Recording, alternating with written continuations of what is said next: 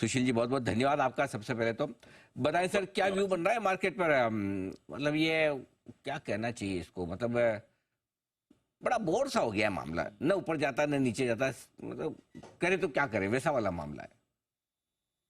पैसा ने देखो नीली, सामने आ रही है दिवाली जी। और सब लोग दिवाली की प्लानिंग कर रहे हैं, दिवाली की शॉपिंग कर रहे हैं। जी। तो दिवाली के दिन आप किसके साथ ज्यादा टाइम स्पेंड करोगे? उन्हीं अ, यारों दोस्तों के घरों पे जाओगे या उन्हों को ज्यादा बुलाओगे जो साथ में पटाखे फोड़े? जी। और जो थोड़े मायूस से हो रखे हैं, यार पटाखे वटाखे क्या फोड़ने, तो उनको इग्नोर मारो, जहाँ पटाखे चल रहे उसमें काम करो। तो बराबर। निफ्टी बैंक मायूस है और पटाखे फूट रहे इंडिविजुअल स्टॉक्स में। हम्म। इवन विद इन सेक्टर्स, मतलब अक्रॉस द बोर्ड सेक्टर्स वाली जो कहानी थी वो सेक्टर्स भी रोटेट हो गए। तो अब अगर कोई को ये चाहिए ना कि वो एक बार में मैं वो वाला पटाखा फोड़ दूं कि आसमान में 100 रॉकेट अलग अलग कलर के जाते ही जाएंगे, तो फिर अक्रॉस द बोर्ड सेक्टर वाला वो पटाखा चलाना है। तो मेरे को लगता है कि आप वो डिफेंस के स्टॉक्स जो अपनी 4-5 महीने पहले बात हुई 30-35% नीचे लेंगे, अब वो सब सुतली बम आराम से, सुतली सबकी टाइट हो गई, एक एक करके फट रहे हैं। तो अक्रॉस द बोर्ड डिफेंस के अंदर में दाएं दाएं दाएं दाएं मच रही है। फिर आप अगर रेलवे के स्टॉक्स ले लो, तो बोले अगर डिफेंस में स्टॉक दाएं दाएं मच रही है तो हम भी दाएं दाएं मचाएंगे, तो सब में बाई आ रहा है। फिर आप डिफेंस और रेलवे हो गया, तो पीएसयू बैंक्स भी मतलब अब कसमसा रहे हैं कि तुम्हारे अंदर इतना क्या स्पेशल है, फटेंगे तो हम भी। तो जब हम डिफेंस और रेलवे से पेट भर चुके होंगे, उनको चला चला के खुशियां बटोर चुके होंगे, तो फिर नंबर पीएसयू बैंक्स का भी आने को तैयार बैठा है। और फिर इंडिविजुअली हर एक सेक्टर में कहीं ना कहीं कुछ छिटपुट छिटपुट बम बम बज रही है। अब एंजल वन जैसे अपनी 2000 के आसपास बात हुई थी कि पहला पड़ाव 4000, अब वो जिस तरह से फटते जा रहा है, ठीक है बीच बीच में इंटरिम करेक्शन आएंगे। कल हमने उसका टारगेट अपडेट कर लिया कि और 3 महीने पकड़ के रखेंगे, 6000 तक चलेगा। तो स्टॉक्स में खेल बनता जा रहा है। अब आपके इंजीनियरिंग के स्टॉक्स है, वो बोले हमारे अंदर क्या कमी है, हमारा भी हो गया 35% का करेक्शन, तो स्कैन करा पूरे सेक्टर को, बोला कोई सा ही पकड़ लो सारे चलेंगे। तो स्टॉक्स में खेल बन रहा है। निफ्टी बैंक निफ्टी को भी थोड़ा आराम करना है तो करे। बहुत ही बढ़िया इंटरेस्टिंग बात आपने कही कि निफ्टी बैंक निफ्टी को छोड़ दीजिए और जहां पर एक्शन है वहीं पर फोकस कीजिए। और एक्शन आपके लिए स्टॉक्स में, और कैडिया साहब मैं बताऊं आपको, पिछले हफ्ते इसलिए हमने ये नारा भी दिया था, इंडेक्स छोड़ो स्टॉक पकड़ो। और इंडेक्स क्या छोड़ो बात। स्टॉक बिल्कुल, तो आप देखिए पिछले हफ्ते से ही जो स्टॉक स्पेसिफिक एक्शन शुरू हुआ है वो तो कमाल का ही होता दिख रहा है। चलिए, बोर है, रेंज बाउंड है, टाइम पास है, फिर भी देखिए क्या है कि लव मी और hate me can't ignore me, तो निफ्टी बैंक निफ्टी को हम इग्नोर तो नहीं कर सकते, राइट?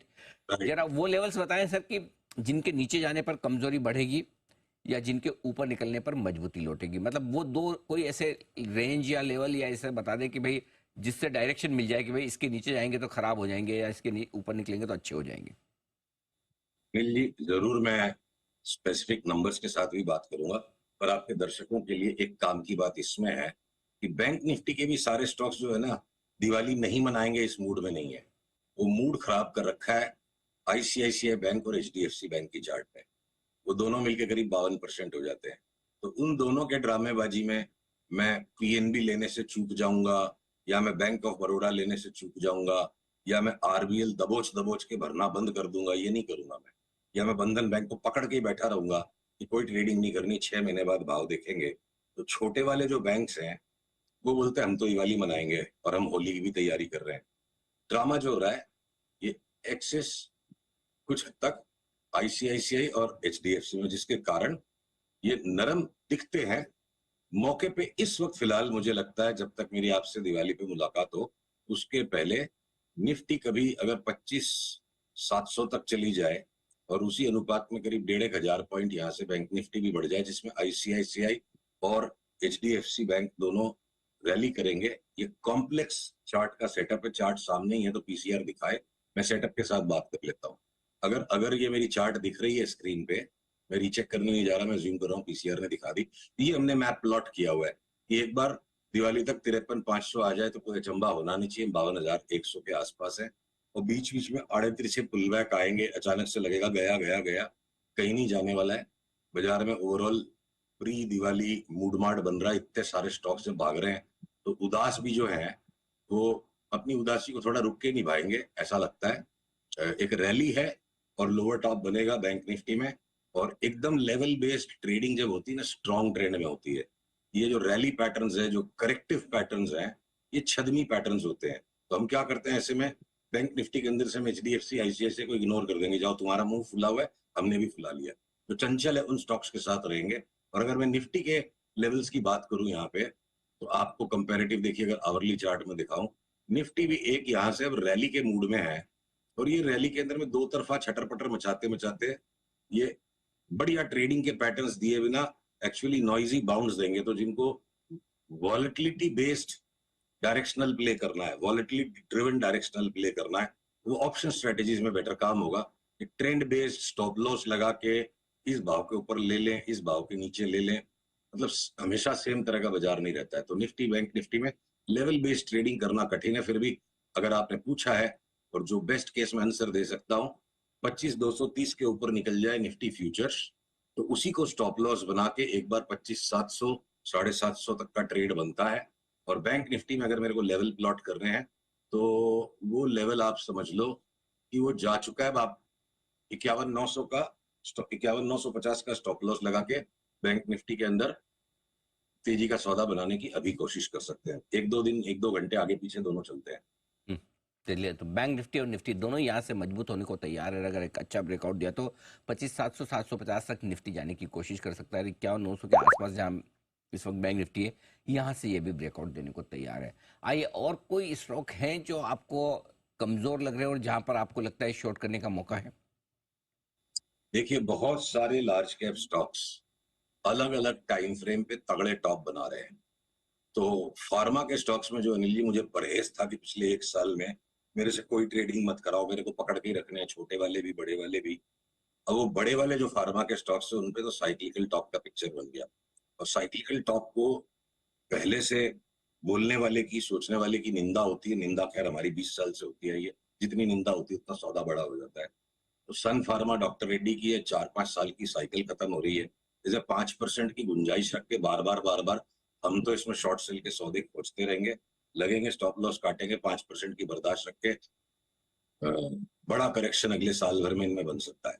और जो मझोले फार्मा स्टॉक्स थे, ये शिल्पा मेडकेयर, बायोकॉन, इनको हम ट्रेडिंग ही नहीं करेंगे, हाथ ही नहीं लगाएंगे। अब हम सब में एक एक करके मुनाफा खा के अपने फार्मा के पोर्टफोलियो से खाली हो रहे हैं। शॉर्ट सेलिंग वगैरह करने के लिए अब अपोलो हॉस्पिटल में टर्मिनल ट्रायंगल पैटर्न बना है, 12-15% का करेक्शन, क्या पता पकड़ में आ जाए। पर हेल्थ केयर में उसी तरफ अगर आज मेदांता में बड़ा भाई आ गया कि डबल हो जाएगा, तो स्टॉक स्पेसिफिक कुछ सेक्टर्स के बाहर स्टॉक्स हो सकते हैं, और ब्रॉडली फार्मा आउट। हम एफएमसीजी से बिल्कुल बोले पत्तल चाट के, मतलब खीर का आखिरी दाना खा के आउट। साल भर तक एफएमसीजी छूना नहीं है, लेते जाएंगे, कोई लॉजिक नहीं है।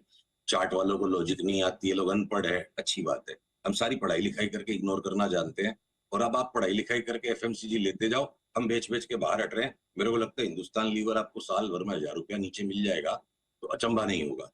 और और शॉर्ट टर्म में ट्रेडिंग करने के लिए देखिए, अब स्टील के स्टॉक्स में JSW steel, Jindal steel group के स्टॉक्स में शॉर्ट सेल सिग्नल आ चुके हैं। टाटा स्टील में क्या पता 2-3 दिन बाद आए।